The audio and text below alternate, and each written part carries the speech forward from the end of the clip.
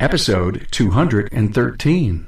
Well, if I can say this, the transmission business has always been the red-haired stepchild of the automotive industry.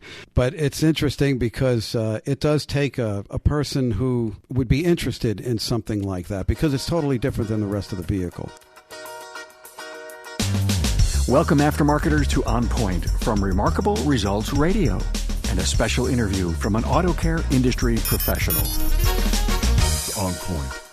Hello, aftermarketers throughout North America and around the world. Carm Capriotto here. Welcome, and thanks for listening to the Aftermarket's premier podcast, Remarkable Results Radio. Hey, did you know that you can listen on Apple Podcasts, Google Play Music, iHeartRadio, Spreaker, and Stitcher Radio, and also on my own app for iOS and Android? Hey, welcome to episode 213 with Wayne Colonna from ATSG.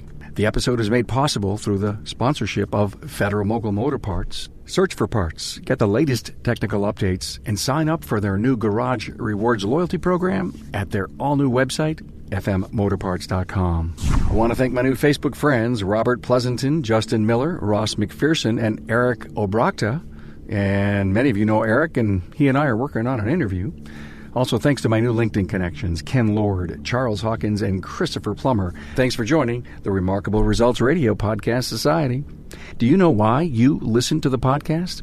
Well, I would like to think that it's because you get extraordinary content that embodies wisdom and expertise from successful service professionals and industry thought leaders. Understanding your colleagues' achievements will help you grow your business. You get incredible stories and trends in a format that puts the emotions to the words. Now just think, if you get just one spark of an idea per week from the podcast, imagine how you can generate substantial change and grow your business and your influence. Now, it's easier than ever to listen. Just go to your app store on iOS or Android and search for Remarkable Results Radio. Download it and get all the podcasts at your fingertips. Now get ready to meet Wayne Colonna. Wayne is president of ATSG. Now, you may know ATSG as Automatic Transmission Service Group. Now, Wayne and I met at the big event in March 2017 in Westchester County, New York. He was there to give a presentation on CVT transmissions. In this enlightening and fun interview, Wayne shares great stories on his experience as a very young man working in his dad's collision shop and how his first car, a Ford with a C4 transmission, altered his life to become a transmission specialist. He also tells of another story that shaped his faith. He is a worldwide trainer in high demand and was such a pleasure to talk to. Catch the special show notes page at remarkableresults.biz/E213. Now, here we go with Wayne Colonna from ATSG. Hey, I'm really privileged to have Wayne Colonna from ATSG here. We're at the big event, and we're in the recording studio. Hi, Wayne. Hi, how are you? I'm great, man. I am just great. Automatic Transmission Service Group. I just heard you out there, what was it, an hour and a half or more? Yes, an hour and a half. And you're out there telling automotive repair people all about transmissions. Well, actually, more specifically, CVT transmissions. Yeah, I did notice that, and you're right, CVT, that stands for Continuously Variable Transmissions. I remember, it may have been a car that I owned. Was it a Nissan that came out with that in the early days, maybe 10 years ago or more? Yeah, well, Nissan, has definitely come out with them. I mean, my first experience with CVTs was snowmobiles. As far as vehicle goes in the States, the first CVT we've ever encountered was in a Subaru Justy with a powdered clutch converter. It's a very odd transmission. That didn't last too long, but yes, then Nissan came out with CVTs and by Jacko transmissions, and they were in Mitsubishis, and now they're in Dodge and Jeep vehicles. So you're a transmissions expert. Well, I try to be. Yeah, I know you are, because I was hanging out with some guys, and you came by, and they were all just so excited and thanking you for coming and sharing. So transmissions. Is it like one of those last frontiers that most repair shops just don't even want to get involved with? Well, if I can say this, the transmission business has always been the red-haired stepchild of the automotive industry. But it's interesting because it does take a person who would be interested in something like that because it's totally different than the rest of the vehicle. Why don't they want to touch them? Because I love it so much, I really don't know if I can answer that. I find that so interesting that there's two fabulous industries out there, the transmission industry and the repair industry.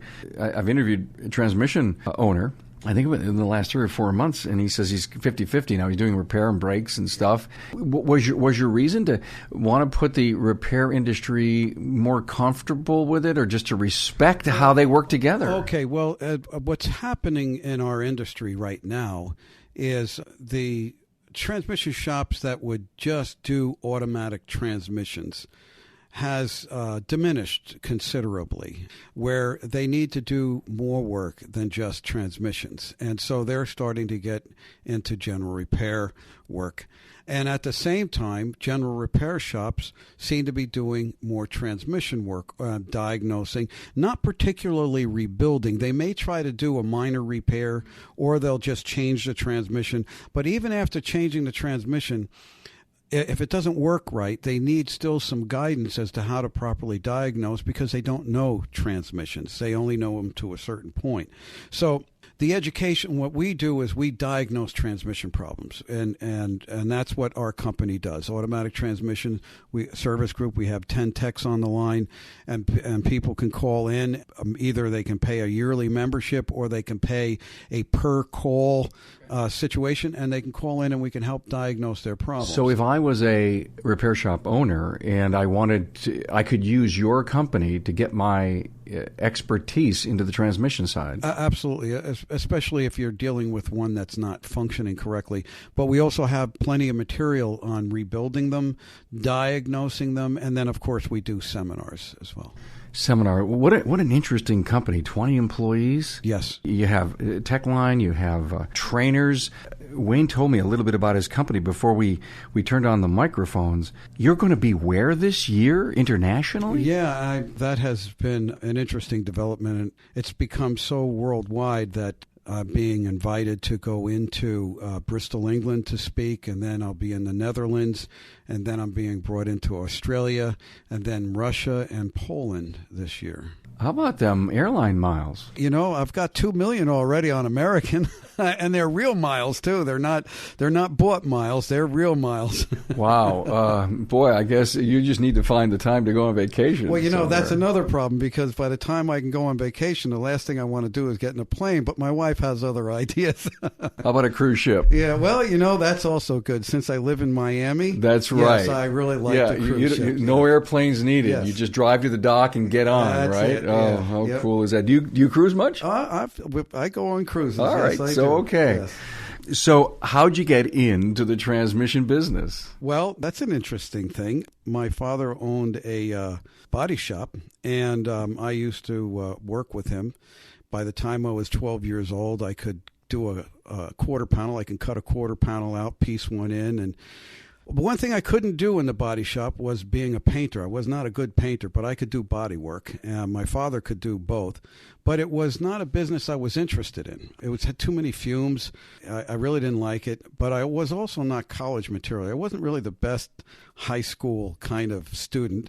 I played around more. Anyway, when I turned 17, he bought for me, for my first car, a 1964 Ford Galaxy, a car with a C4 transmission in it. Isn't it amazing? Here's a transmission guy. Do you remember what engine? No, I remember what. Okay, it was a 289. But I do remember it was a C4 transmission. Well, the reason being is that I was a senior in high school. And the car lasted about 3 months, and the transmission went out. Oh, there's the story. Yeah, right there. Get it. Okay, yeah, so now we brought it to Amco Transmissions in a town close to us. They wanted, I think, if I remember correctly, it was something like $200 or something to fix it. And this is 1975, so that was like a lot of money for a kid in high school. And my father wasn't going to lay out that money. It was like $1,000 today or more. Yeah, exactly. Right? Yeah. It was like a lot of money. So we weren't going to do it, so they put all the transmission pieces in a box and put it in a trunk, and we towed it to our house. Oh, the story gets better. Right. So yeah. I laid out all the pieces. I laid all this newspaper out. I laid out all the pieces, and then I got, I think it was Chilton manuals and things like that, and I'm reading and looking, and the pictures were horrible, and I just kept playing, and it took me a few months to kind of get an idea of how things went back together. And then at that time, there was a company called Fisher Transmissions and Fatsco Transmission Parts. And I went there with a box full of things, and I put it out there, and they said, oh, you need this, you need this, you need this. And then they gave me a lot of information. They really helped me out, bought everything. It was like something like $30-some it was. And so I rebuilt the transmission the best I could figure with what I could read. And as my father and I were laying on our backs and we're pinning the transmission to the engine, my father looked at me and said, son, don't feel bad if this doesn't work. Thanks, Dad, for the encouragement. Yeah. Exactly right. He was setting you up. I understand. Yeah, exactly. And yes, indeed, the transmission did work. Oh, my. Yes, and my father said, this is what you should do. It's your calling, huh? Yeah, and then he sent me to the Lincoln Institute of Technology for training. And then when I went to the same transmission shop after, looking for a job, and the gentleman there, he said, you know what, I'm really impressed with your enthusiasm, but honestly, your diploma from Lincoln Tech is like toilet paper to me. He said, I need experience. However, we're going to have a AMCO dealer meeting, and I'll mention you to everyone. And 2 weeks later, I was hired by AMCO Transmissions in New Brunswick, New Jersey. Did you ever go back to that shop and explain to the guy who you are and what you know now? No, I never did. Wouldn't that be kind of cool, though? I don't know. I guess so. But that's all right. So Roger Savino at that time hired me. I became an R&R guy. Removed and replaced. And then I moved on to another AMCO transmission shop in Wayne, New Jersey, worked there with Don Safiati. And that's where I got my break on learning how to rebuild transmissions. That's how it all started. You know that 70% of professional technicians install Moog? Do you know who is best in class in engineering R&D? Do you know who holds 47 patents and has 28 dedicated engineers on staff? Yeah, Moog. You should know that 85% of Moog socket-style components are manufactured in North America, and that makes Moog best in class for manufacturing. And since 1966, every NASCAR championship has been won on Moog parts. But you knew that. I know why you install Moog. They solve your problems. Over the years, Moog has provided problem-solving innovations like a patented pressed-in cover plate, powdered metal gusher-bearing technology, compression-loaded ball joints with a pre-installed integral dust boot, and vertical control arm bushings. You know why you install Moog. Enhanced durability, improved performance, and ease of installation. For more information, go to moogparts.com. Now you know. Here's great news. There's a new brake pad on the market that can stop a pickup SUV or CUV up to 50 feet sooner than other leading pads. And on top of that, it lasts up to twice as long as previous designs. Sound too good to be true? Well, Wagner Brake did it. They designed their new Wagner OEX brake pads that stopped up to 50 feet sooner than other leading brake pads. To prove it, they got Link Engineering, pretty much the industry standard on brake performance testing, and they got their proof. But Wagner needed more convincing. They asked 400 top technicians to put Wagner OEX pads to the test, where it matters most, in their shops and on their customers' vehicles. 99% said they saw a noticeable difference in the new brakes, and 95% said they'd likely recommend them to other service professionals for their customers. Now, soon you can get Wagner OEX brake pads in your shop. They'll be available nationwide with coverage for 95% of U.S. pickups, SUVs, and CUVs. Get the full story. Learn about the science behind Wagner OEX and check coverage. Go to wagnerbrake.com. Originally from New Jersey, now you're in Florida. When did you get your associate's degree? Well, I had originally taken a couple of years and gotten an associate's degree in theology. And then as a result of that, I was sent to Staten Island, New York, almost like a missionary type thing.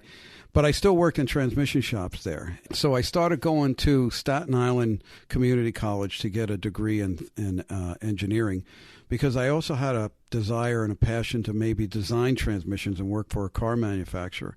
And at the time, I was working at a Gibraltar transmission shop in Staten Island, And we belonged to ATSG. ATSG was a company that started in 1985. So here comes the story. Right. You're a customer, Right. and ultimately now you're the president. Yeah, so yeah, I can't wait to hear about how this happened. Okay, yeah. So that was an interesting development. But anyway, I would call and actually speak to ATSG to get some help on some problems that we were having. And I had just recently gone to a New York seminar that ATSG put on. And so I realized it took me 4 years to get a degree in mechanical engineering, associate's degree, and that it would take me another 4 to get a bachelor's. So I called and I spoke to Dale England. He was a partner to Bob Chernay in the company. And I asked him, I said, would somebody hire me? I'll be in my 40s by this time. And he said, you know what? Why don't you come work for ATSG?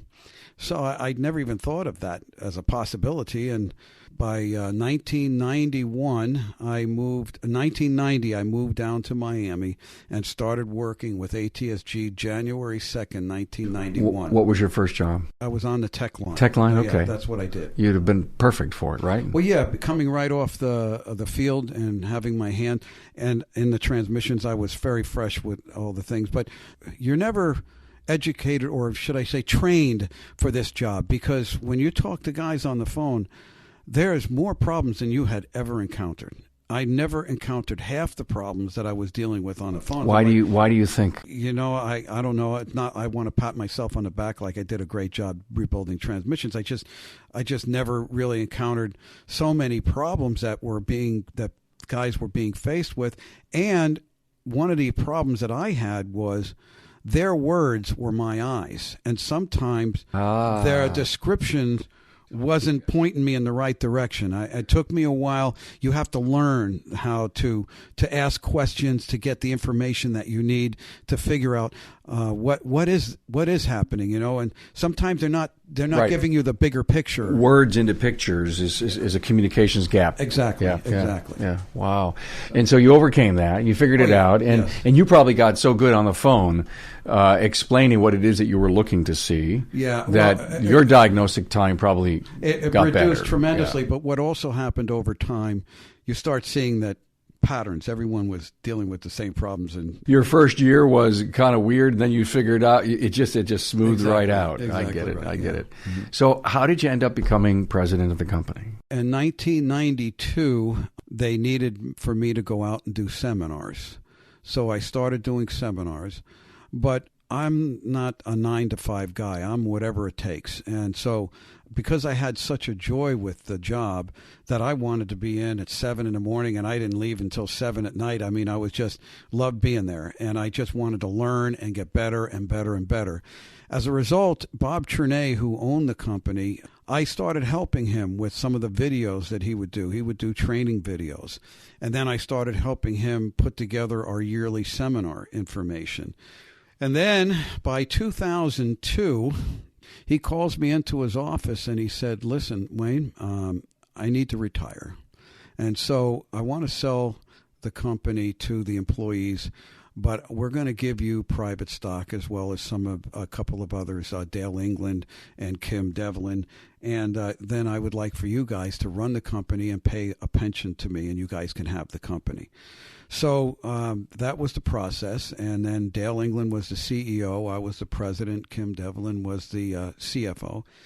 And then Dale England retired, and we bought him out. And now Kim Devlin and myself I'm the president, and she's the chief financial officer, and we pretty much own the company, and a few of the employees still own stock in the company as well. Great team. Oh, we have a tremendous team. There's no way that I could do what I do without we have great guys, great women. I'm really blessed and pleased with the people that work with ATSG. A great name in the industry, and when I even thought of the possibility, and G. Trulia introduced us to interview Wayne Colonna. Wow. I'm thrilled you're here. So when you're looking out at this group of repair professionals and you're talking CVT transmissions to them, did you see any eyes light up? Did you think, you got, that knowledge transfer through today? Well, you know what? There was a lot of engagement and questions, and it seemed like they were interested because I think that maybe I gave them a perspective that they found to be useful. At least that was my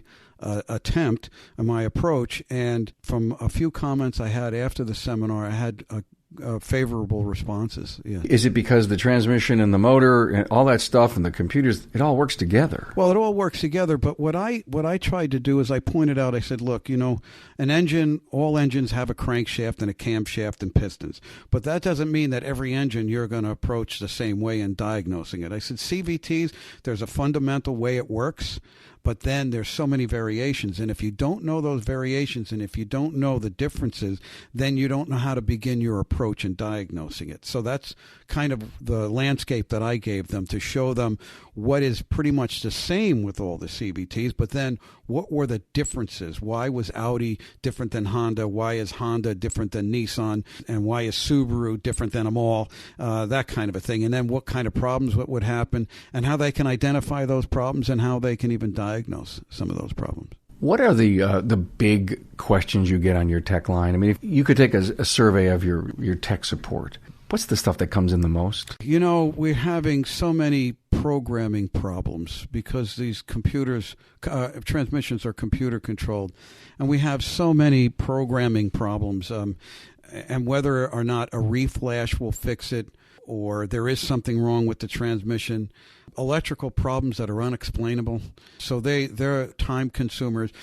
Tech calls used to take 10 minutes to do, 5 minutes to do. They're taking 20 minutes to get done. And we're getting calls like 300 a day, and you're trying to get through these 300 calls a day. Every tech's got to try to bang out at least 30, but you get stuck on some of these calls that take up like 20, 40 minutes of your time. And it's just getting very hard, very difficult. Example of the types of challenges. I mean, you said electrical. What else? Like I say, when I say electrical, it's a combination of the actual electrical system, the transmission being controlled by solenoids, wiring issues, but then computer issues and software issues and things like that. And then, of course, scan tools, using scan tools and voltmeters and scopes. And every shop has different equipment. There's nothing standardized.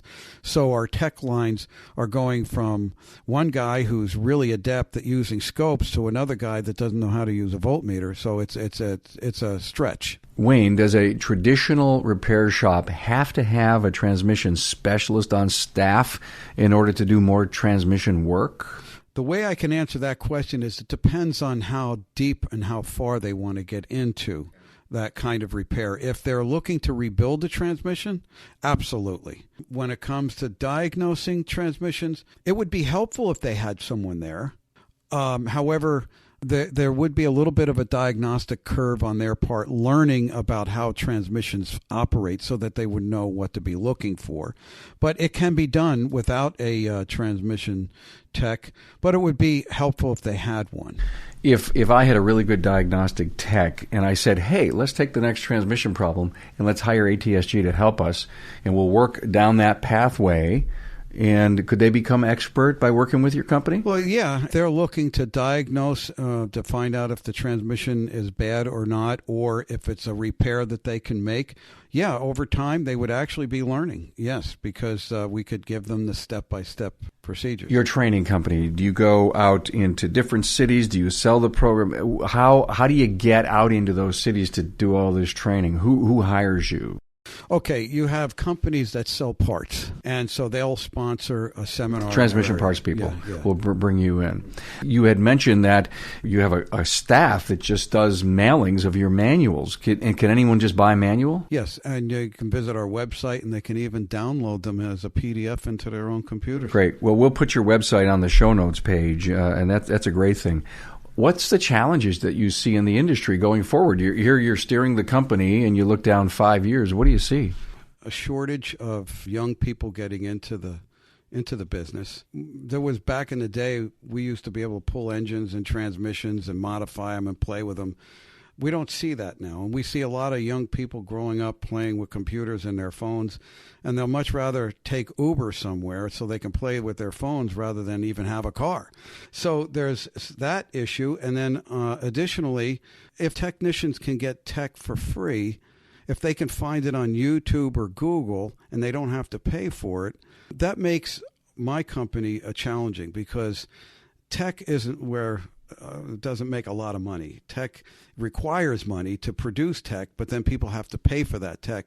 And so with the change in the industry and the way everything is so online and so quickly available, it is a challenge to keep up with that and keep materials out there that people want and will pay for. And we've been able to do that. Despite the different challenges that are our way, we've been able to continue to do well. As far as youth entering the industry, are you doing anything as a company to help vocational schools, colleges, high schools to encourage that? Yeah, well, we work with a lot of different vocational schools. They work with our materials, and we help them have those materials in an affordable price. And so, yeah, we do. Okay, so you're helping the educators out there the best you can. Mm-hmm. Excellent. Hey, let's go to your passion. I heard you talk about your theology degree. Back when I was a young man, I used to play my guitar in bars and Fridays and Saturday nights. I was a party kind of guy. And one time my sister had asked me to take this class. She lived in Florida. I was living in New Jersey. She asked me to take a class on this Bible thing. And I said, I'm not into that. I have no interest in that. And she said, well, your youngest sister is going to take this class. And I said, not without me. I was concerned about all these brainwashing groups and I think Jonestown, if I don't know, remember Jonestown and all that. Yes, I do. And I was just like, I'm like, I don't know this organization. And my youngest, I'm the firstborn, I'm the oldest, so I have 3 younger sisters. And now my youngest sister is going to take this class, and I'm big brother, so I decided to take the class just to be with her to make sure that she'd be okay. Nobody would mess with her. And, I'm a research kind of person. I like to understand why. And, I've often wondered why there was a million different religions and why there was a million different interpretations. And, I thought, how come I can't study and figure this out for myself? And this class really got me underway. And I'm more of a scriptural study guy. I really like to do research and study and understand Greek and Hebrew, Aramaic, and really looking at the older texts and understanding Eastern culture and how that influenced writings and things like that. So I did a lot of studying in that way so that I can actually understand the Bible for myself. And of course, I've come to love the Lord Jesus Christ, and I believe in the Lord, and so I do talk about it with people, and one thing led to another, and I started having, like, in my home, I would share things, and then it got a little bit bigger and a little bit bigger, and I had to actually legalize it because people wanted to give me money, and I never even thought about that, and using money because we were using hotel rooms and things like that, so they wanted to help out. And so I formed the South Florida Bible Fellowship, and I filed with the government, and I received a 501c3 status. And so now we have what we call a biblical learning center. We have a facility that we actually do things in, and it's a more of a scriptural study group than it would be like a praise and worship church type service. Yeah. And you're a minister. Yes, I minister. I like to help people. I'm fascinated by that. Wow, what a interesting passion. So, where do you see yourself in the next 5 to 10 years? Still going to be with the company? Going to retire? Slow down? You're going to have other things going on? I don't know how to slow down. I love to fish, and in July I'm going to take a week's vacation, and a number of us guys are going to do a fly-in Canada. So we're going to just spend time fishing. I like doing that. Peaceful. I need sometimes to recover because I'm constantly busy on the go. But I don't know how to not do things. I'll be busy with the church group that I'm involved in, or I'll be busy with ATSG, one or the other, or both. I just will not stop. Back to ATSG, because you're so driven.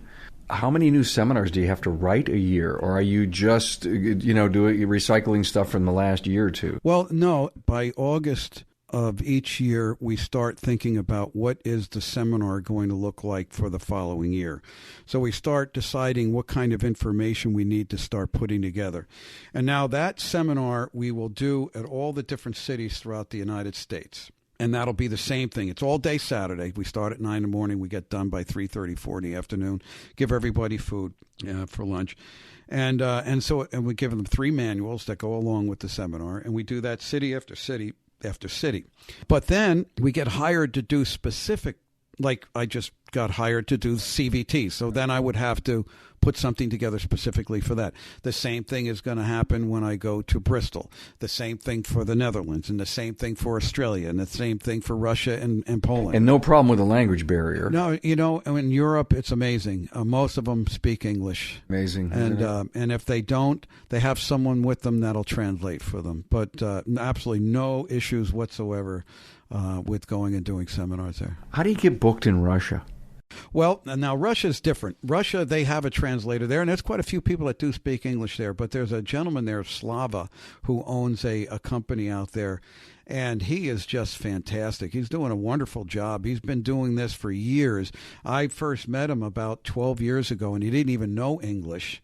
And now he speaks English, and his company has grown tremendously. And he does 3 seminars a year in Russia. I've only gone there one time. The problem is getting the visa, and I do so many other traveling outside of the country that I can't give up my passport for the length of time that I need to give it to the Russian consulate for them to approve a visa. And I just found out that I can get 2 passports to be able to do this. So we're in the process of getting that done right now. But this guy Slava hired you Yes. to be part of his training group? Yes. Yeah. And he met you how? I started doing seminars for a company called Automatic Choice in Europe. I don't remember if it was in Bristol, England, or Germany. See, the Automechanica show in Germany, in Frankfurt, is every other year. So they hired me to come do the Frankfurt, Germany show.